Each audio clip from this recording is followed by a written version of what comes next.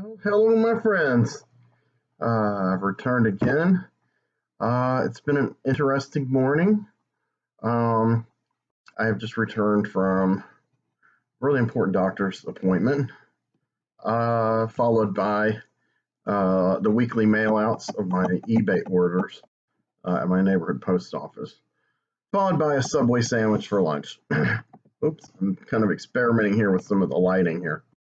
I might turn orange. Uh, that was all very enjoyable.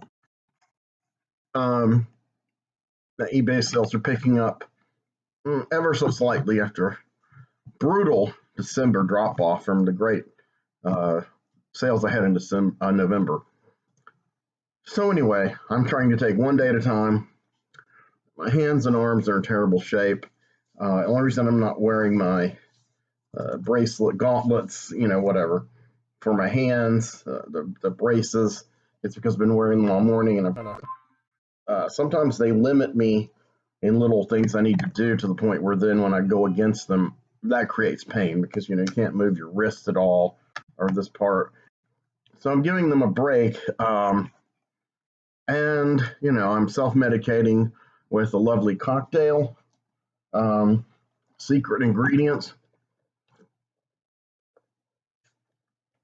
It is amazing. Soon I won't have to do as much of that. I saw my general practitioner doctor today, and she refilled the prescriptions I needed refilled for her, and also this nerve pain medicine that's been making me kind of hyper. And I've really needed it. I've actually liked it just to be in a good mood despite everything that's happening. She refilled that, gave me some real pain medicine for once, and put in a referral for a sports doctor, which she said will probably um, uh, take precedence to my neurology appointments that I've been having to put off because of my job, the conflict and schedule. I'm going to call them today too after I record this amazing video.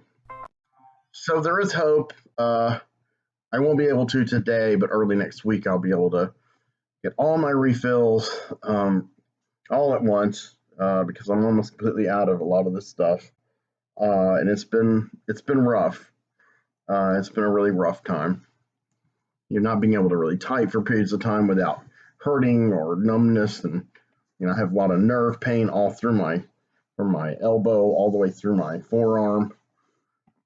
And they think that a lot of it's carpal tunnel, but part of it's something else, and I'm just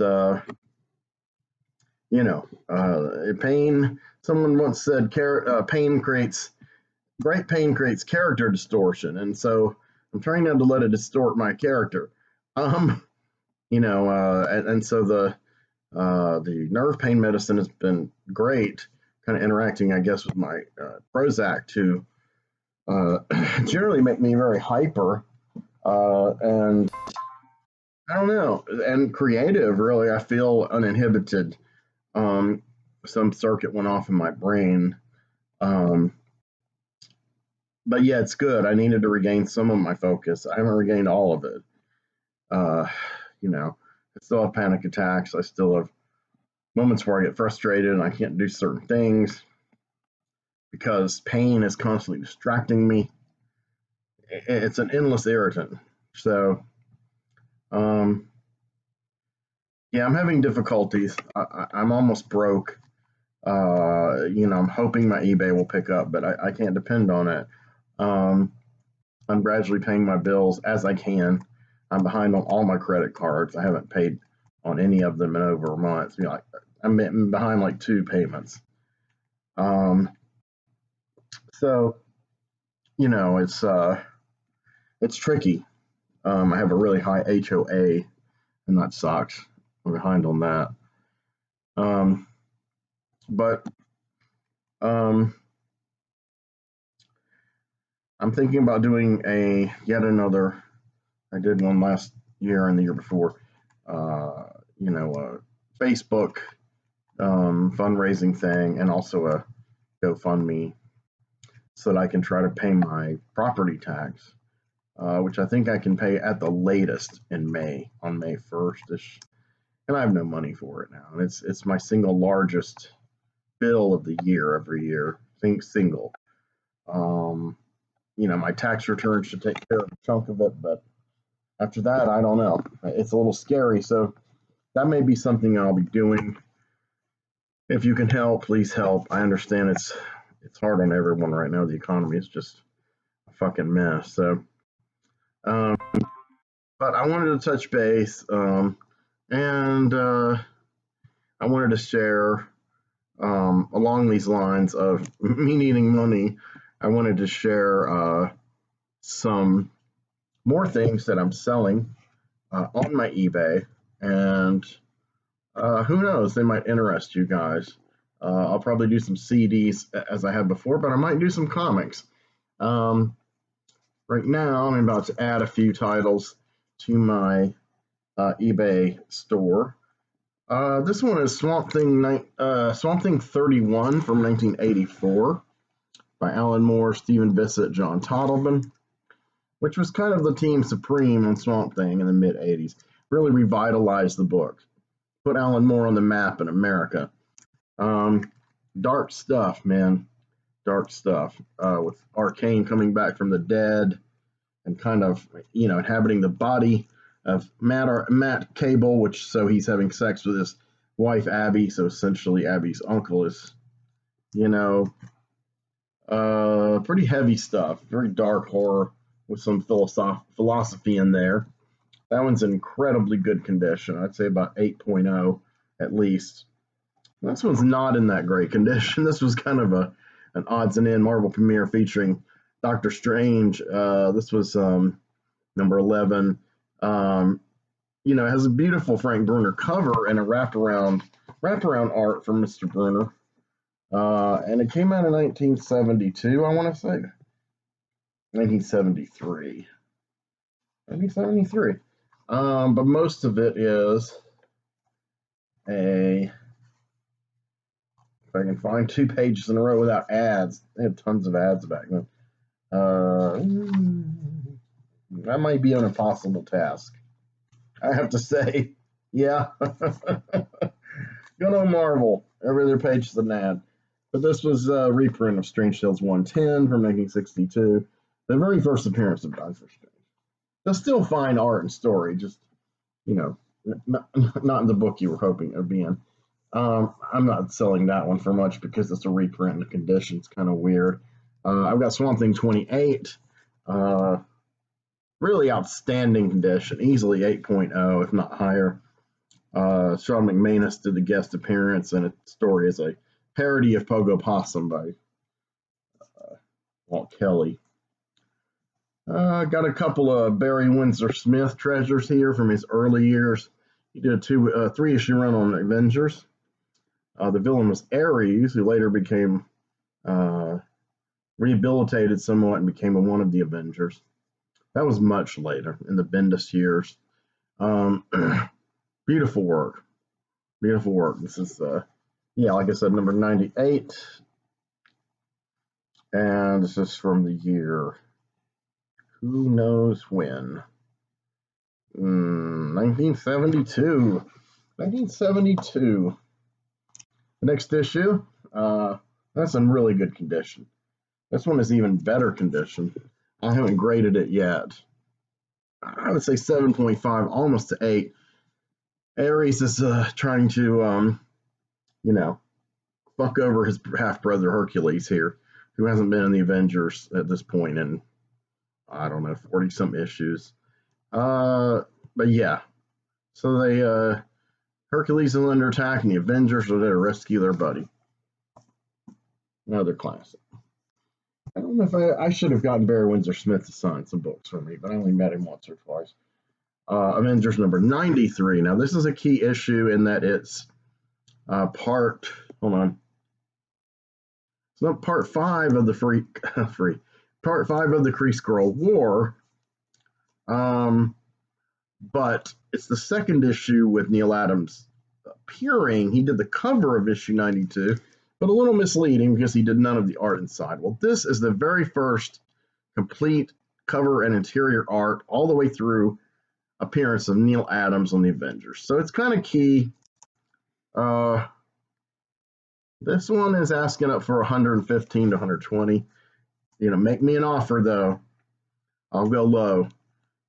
This one's always been kind of valuable, and I think it stays valuable because of maybe the sheer nostalgia of it, and the whole idea that would Neil Adams ever work for Marvel, he was so closely associated with DC, and that's what's so cool about it. And Roy kind of said, hey, do the Avengers and the X-Men, and he did a few issues, and back then, that's all a lot of these great artists did. They either quit, went on to other issues, quit the company, or like Barry Windsor Smith went into fine art and pre-Raphaelite style paintings.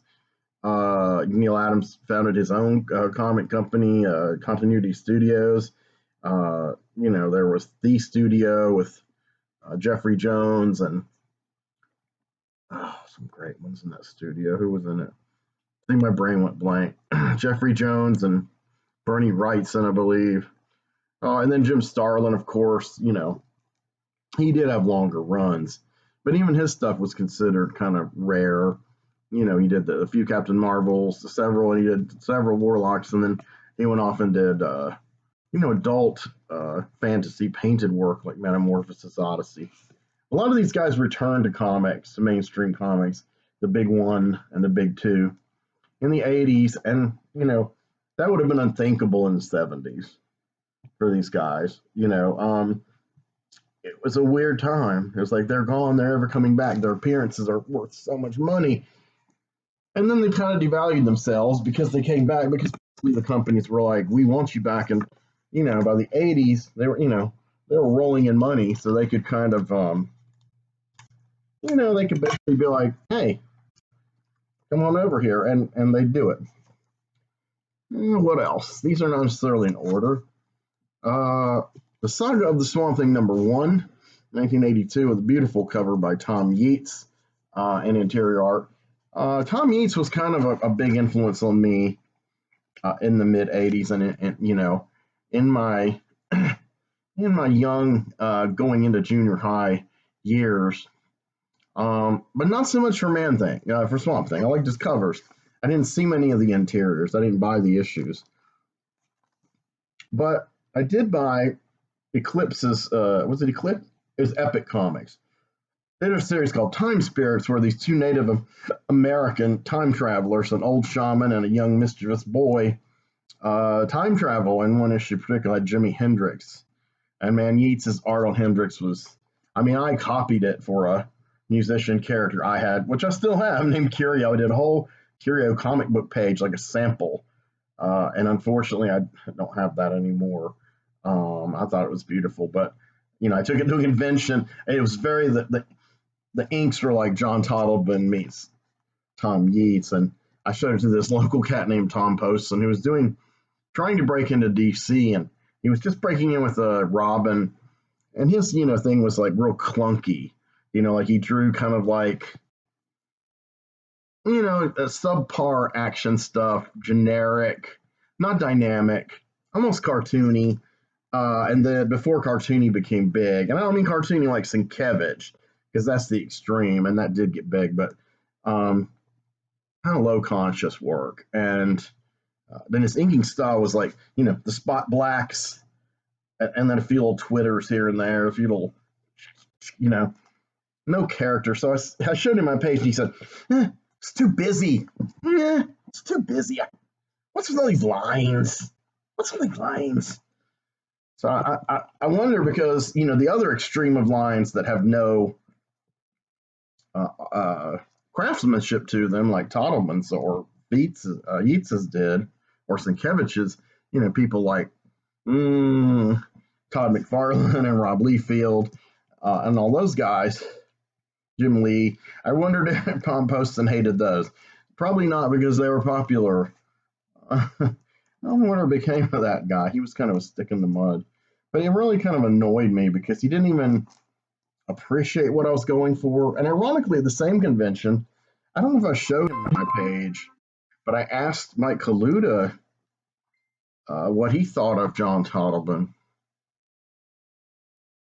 this is one of those moments that makes you wonder, like, am I in the right, I want to say business, because I wasn't in it.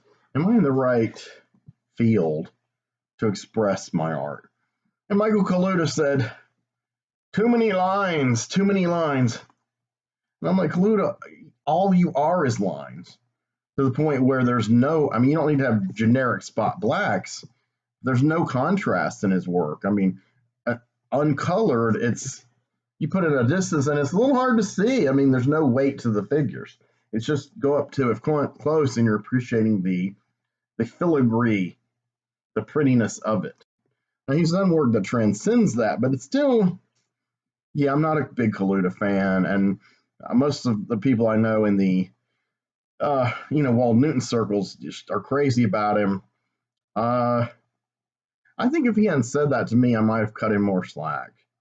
But Tottleman is a far superior craftsman to him, and Tottleman's got macular degeneration.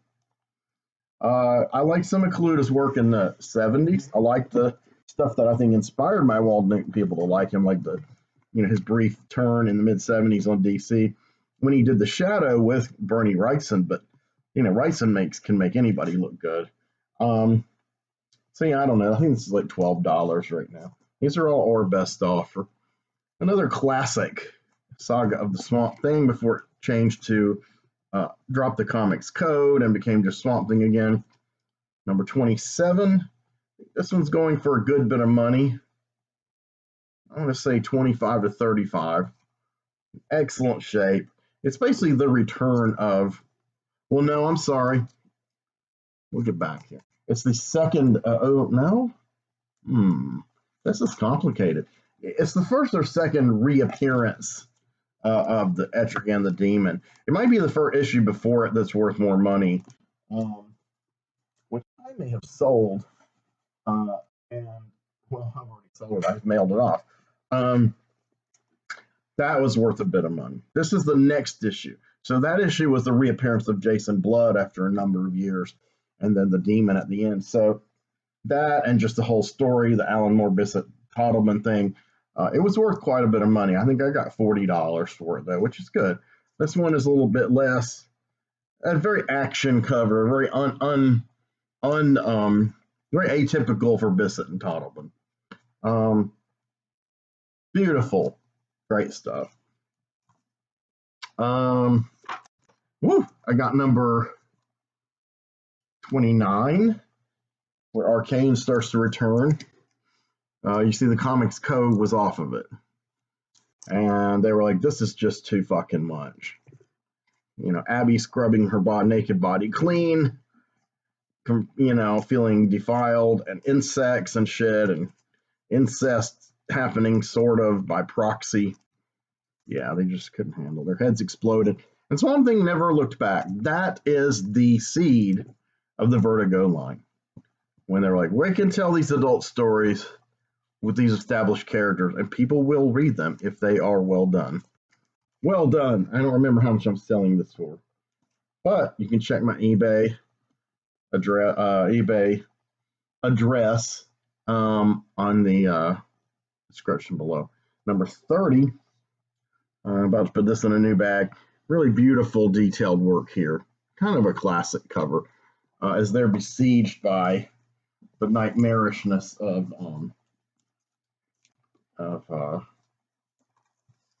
Arcane. I think I had these wrong. I think I had these mixed up. I'm going to tell you. I might have had these mixed up. I did have them mixed up. I always do this. So number 28, I said, was the Pog issue with Walt Kelly and Sean McManus. No, number 28 was Bissett and Tottleman art, and it was when Swamp Thing finally digs up the body, the bones of the real Alec Holland. Kind of a key issue. This is the one I'm thinking of. Number 32, inside art by McManus, and has the character Pog, who is a Pogo, the possum, pastiche, but he's from outer space. And it's kind of a sad comic. It really is kind of a sad. Alan Moore would drop some of these really, tear-inducing stories. Out of order here, but this is a beautiful cover, Swamp Thing 26. In fantastic condition. I need to switch bags. There's no damage inside. It's just this bag got messed up. Um, but yeah, Bissett Toddleman art all the way. This was the issue, the second issue with the return of the demon, Etrigan, the great Jack Kirby character. This is one that changed my life. Junior high or high school, early high school. It was junior high. Swamp Thing number 17. Oh, yeah, it was early high school. Early junior high school. A Tom Yeats cover. Great cover. Stephen Bissett and John Toddleman had taken over the art on this book a month before. And this issue, same. Martin Pascoe was writing it then. He wrote 16 and 17 and 18 and 19. But this was the first I bought. I've heard of Marty Pascoe. I'd never heard of Bissett Toddleman, and the art, it blew me away. I mean, I was getting interested in Sienkiewicz, and Walt Simonson was really kind of shining out on Thor. I don't think Miller was doing at DC yet, but I thought he was interesting. I wasn't as huge a fan of the Daredevil Millers as a lot of people, but I saw his potential. And of course, not long after that, Ronin came out and blew everyone's mind, and remains my favorite work by him. But this was like, okay, I'm going to start collecting this comic. I will start collecting DC. I mean, I enjoyed looking at the Perez's art on the new Teen Titans on the stand, and I was interested in All-Star Squadron by Roy Thomas, being a huge Justice Society of America fan. And around the same time, at the same drugstore, I remember, it might have been the same day, it might have been the following week, I did buy an early issue of All-Star Squadron that had Jerry Ordway penciling and inking, and Batman and Robin were major characters. And man, I was hooked on that. That art was fucking awesome. I still love Jerry Ordway. Another Swamp Thing, 22. This has a Tom Yeats cover, but it is a Bissett and Toddleman story. I think I'm selling this for about 12. Let's see. And a couple of others. 18. This was when they're trying to defeat Arcane. Now, he was defeated in issue 19, and yeah, he comes back right again, like 28. So he didn't stay gone long. He didn't stay dead long. He possessed Matt's body. This is a Yeats cover. Bissett Toddleman's story. I mean, all right, Marty Pascoe's story. Now, this is probably going to end up being like an $8 comic. I don't know how much I have it for now, but I'm starting to mark it now. 16. This one I'm trying to sell for, 15 or so. It was the first Bissett Toddleman art. I think had it for more than 25 at one time, but I'm bringing it down. I can't remember where it's at now. But anyway, check it out. Best offer. To me, this is a key issue, a very key issue. Right, before I wrap up, we're going to look at some Eternals, because my next video is going to be all about them Eternals. Eternals number 3. This is in like 4.5 condition. It's still tight. The staples. And listen to this. I always love that. That shaky sound is like, it's crisp and it's, Eternals number 3. This was, my mom bought this for me on the stands when I was a mere munchkin. She bought me issue 2 also. My issue 2 didn't survive over the years, but I did later replace it, upgrade it. I have it for sale somewhere. But this one was my favorite. I read the hell out of this comic, and I took pretty damn good care of it, though. First appearance of Cersei. Right now, I've been marking it down gradually. I have it for $45. I'm kind of keeping an eye on the fair market value. It may go down, it may go up. Make me an offer. That's all I've got for now. We'll have some more Eternals and some other titles later, but that was kind of fun. DVDs. Yeah, we can do some DVDs. Try to do some that I didn't do last time. How about these? I'm not going to do too many. But this one I just listed. Besmois for $22, our best offer. This is a French extreme film, one of that kind of French extremity wave. It was directed by two female directors who were also porn actresses and performers. It is totally unexpurgated, hardcore sex. But it's also kind of like a Thelma and Louise Natural Born Killers kind of deal where, there's some rape involved and some anger and stuff. And these women, by no means are innocent victims. They're in this lifestyle. They love it, life rough and they like what they do, but they also know they're manipulating men for money, and they like that. They like to steal from people. But one of the women gets raped, and the other's kind of like, nah, and she kind of, it doesn't fuck with her like you think it would, but at the same time, it's like more anger than like, oh my God, I'm hurt, I'm going to withdraw, and etc. Because, she already hates men, so it's not like she's going to go that route. She's already there. And so her slightly older friend, who's a little more of a little better at the seduction game of plying her clients with their sexuality. They begin luring and luring in men and humiliating them and fucking with them, and eventually gets more and more violent. And it's like a crime spree. But there develops a genuine love between the two women, and it gets a little touching. I think this is an essential French extremity movie. Many people dump on this movie, but you know what? I don't care. It's on Blu-ray now, so I figured I'd get rid of it on DVD. So if you're interested, let me know. Run, man, run!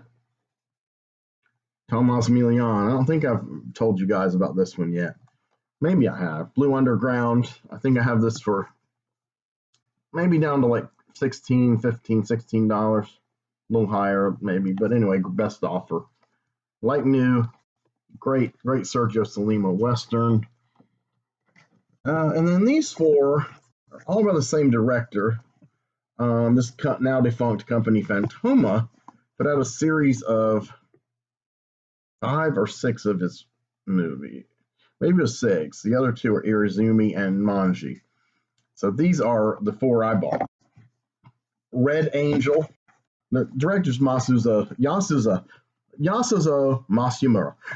One of my very, very favorite Japanese directors. This is not a date movie. One of the most relentlessly downbeat, unflinching, I guess realistic look at World War II, how it affected the average Japanese soldier, and especially messing them up mentally, and especially blowing their limbs off and them having to cope with a life like that. And there's a very merciful nurse who tries to help them, even to the point of sleeping with some of the dismembered but still living soldiers. And she's the Red Angel of the title. I could barely make it through one viewing of this. But if you want a challenging movie that's this powerful, that you may not ever watch again, but then again, you might dig it. I'm selling this for $50. It's extremely rare, perfect condition, but keep it in mind. Moving right along, Afraid to Die by the same director, Masumura. This one is currently on Tubi if you want to watch it first to see if it's any good, but it's brilliant. One of my very favorite Japanese noir / Yakuza movies, with the great Yukio Mishima, the writer, as the star. And he's kind of he's a character. He's very sarcastic and always kind of got his head down and his hands in his pockets and leather jacket. Very, very 50s kind of character. This is 1962, I believe. And 1960, okay. And he just has the worst luck, but some really wonderful visuals, and it does have a heart to it, and a very, tragic shock ending. Essential as far as I'm concerned. Now, more Masumura, Black Test Car. This is one of my favorites. A black and white gritty noir from 1962. This one is about industrial espionage and these two car companies trying to outdo each other, even to the point of sabotage. And it's fascinating, very fascinating, and so beautifully shot. This one's now on Blu-ray through Arrow. I intend to upgrade at some point. Oh, the other one was not Irizumi, besides Manji. It was Giants and Toys. And I've sold my Giants and Toys. And I have not replaced it yet on Blu-ray. So on Blu-ray for $20. Giants and Toys is my second favorite Masumura movie. I'm not going to go into it right now because I'm not reviewing it. But my favorite Masumura movie, I do still have this DVD of. I have replaced it on Blu-ray, and I reviewed it on this channel. And it's Blind Beast, originally called Moju. Right now I'm selling this around $13, $14 because no one seems to want it. I'm trying to get rid of it. It's got the insert intact, like new, beautiful, beautiful. Classic film. If you want to learn all about it, check out my review. Elsewhere on this channel on Blue Review playlist. I'm gonna pack it up for now. Just want to keep you up to date. What's up with me and what I'm selling because I need money.